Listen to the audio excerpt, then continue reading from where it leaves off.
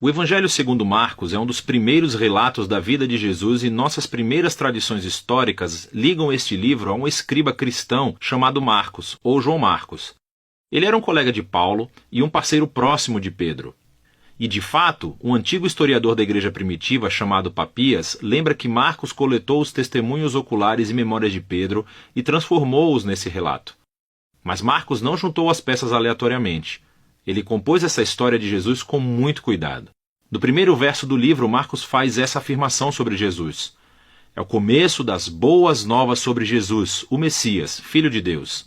O que é interessante é que essa é a única vez que Marcos nos diz aquilo que pensa. No resto do livro, ele influenciará você simplesmente colocando as ações e palavras de Jesus na sua frente e mostrando como as outras pessoas reagem a ele. Marcos criou a história de Jesus como uma peça de teatro com 3 atos. O primeiro se passa na Galileia, o terceiro em Jerusalém, e o segundo ato mostra Jesus indo de um lugar para o outro. Cada um dos atos se concentra no tema repetido. Então, no ato 1, todo mundo é surpreendido por Jesus e eles se perguntam: quem é esse Jesus? No ato 2, são os discípulos que têm dificuldade de entender o significado de Jesus ser o Messias. E então, no ato 3, assistimos ao paradoxo surpreendente de como Jesus se torna o rei messiânico. Vamos ver como tudo se desenrola. Depois da linha de abertura, Marcos começa com uma citação dos antigos profetas Isaías e Malaquias, que disseram que Deus enviaria um mensageiro a Israel para prepará-los para quando Deus aparecesse para resgatar seu povo e se tornar seu rei. E Marcos apresenta João, o Batista, como aquele mensageiro. E logo quando você espera que Deus apareça pessoalmente, Marcos apresenta Jesus. E quando ele entra em cena, os céus se abrem, o Espírito de Deus desce sobre Jesus e Deus diz: "Você é o meu filho amado." Depois disso, Marcos coloca diante de nós um resumo da mensagem central de Jesus. Ele percorreu a Galileia anunciando as boas novas de que o reino de Deus estava perto. Jesus está levando adiante a história das Escrituras do Antigo Testamento sobre a operação de resgate de Deus para o seu mundo.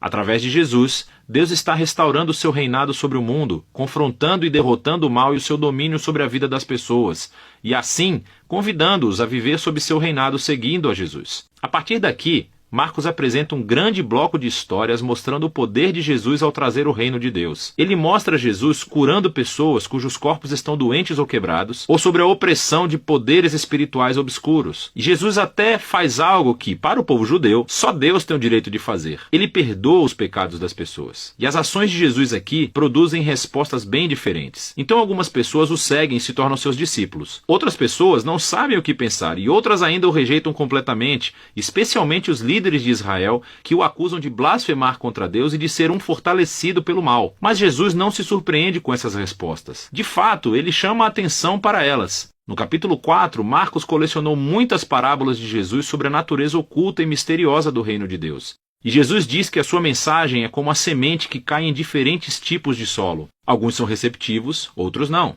Ou é como uma semente de mostarda que é muito pequena. Parece insignificante, mas depois cresce e surpreende a todos. O que Jesus quer dizer é que ele é realmente o Messias trazendo o reino de Deus, mas não do jeito que as pessoas esperavam. E essa crescente confusão sobre Jesus entre as multidões está ligada a uma ideia-chave que Marcos enfatiza no final do ato 1, que há confusão mesmo entre os discípulos de Jesus. Até mesmo eles têm dificuldade em entender quem Jesus realmente é, e isso nos leva ao ato 2. Ele começa com uma conversa muito importante. Jesus pergunta aos discípulos: "Quem vocês acham que eu sou?" E Pedro responde: "Você é o Messias." Mas fica claro que, para Pedro, isso significava que Jesus é um rei militar vitorioso da linhagem de Davi, que resgatará Israel dos romanos. Mas, para Jesus, ser o Messias significa que ele é o servo sofredor, rei de Isaías 53, que trará o governo de Deus, entregando a sua vida em Jerusalém. E os discípulos não entendem. Eles acham que seguir o rei Jesus significa fama, status e importância, e Jesus deixa claro que segui-lo é como morrer, como carregar a sua própria cruz. Significa rejeitar a violência, o orgulho e o egoísmo e dar a própria vida pelos outros em atos de serviço e amor. Ele repete a mesma conversa outras 2 vezes.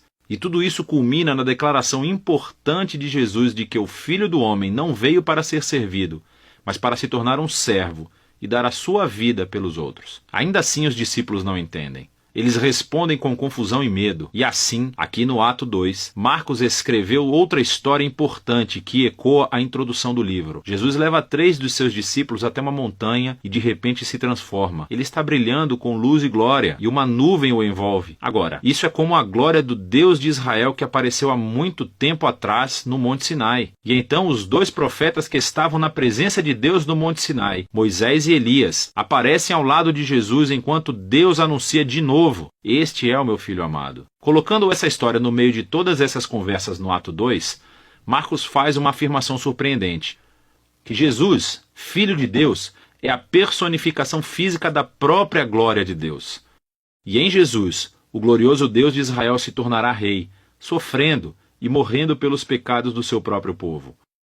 É uma afirmação intrigante, que confunde e assusta os discípulos quando eles saem da montanha, o que nos leva ao ato 3. Jesus faz uma entrada real e pública em Jerusalém para a Páscoa. As pessoas o chamam de Messias. Então ele entra no pátio do templo e afirma sua autoridade real, expulsando os ladrões e bandidos e interrompendo o sistema sacrificial. Isso inicia uma semana inteira de Jesus debatendo e confrontando os líderes de Israel, condenando sua hipocrisia. E eles decidem traçar um plano para matá-lo. E Jesus avisa aos seus discípulos. Ele prevê que Jerusalém e seu templo serão destruídos dentro de uma geração. E os seus discípulos serão perseguidos como ele, até que ele retorne um dia para trazer o reino de Deus por todo o mundo. E tudo isso leva à última noite, quando Jesus toma a sua última refeição de Páscoa com os seus discípulos. Uma refeição simbólica que contou a história da libertação de Israel da escravidão através da morte do Cordeiro Pascal. E Jesus toma esses símbolos e lhes dá um novo significado.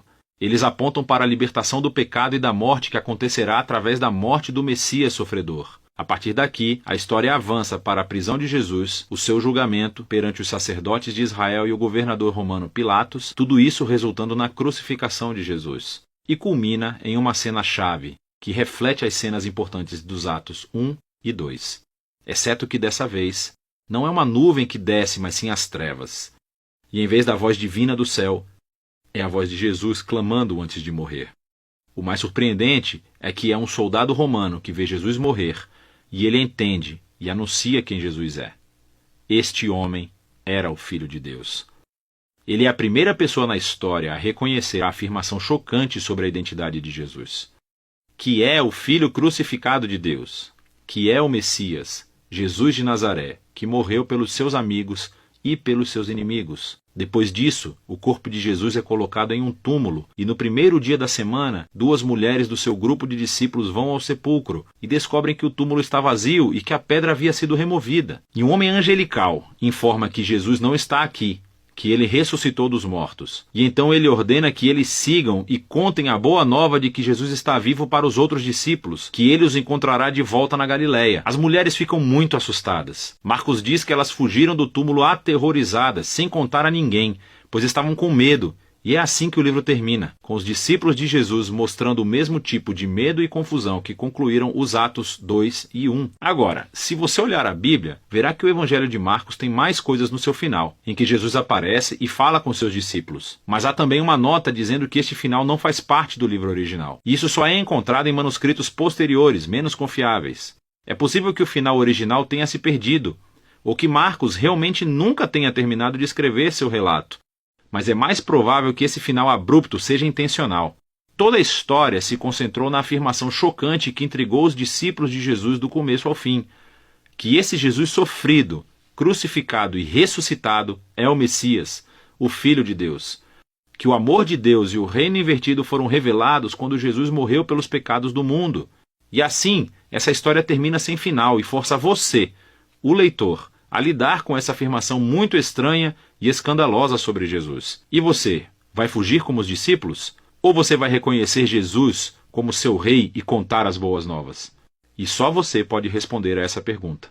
E é disso que trata o Evangelho de Marcos.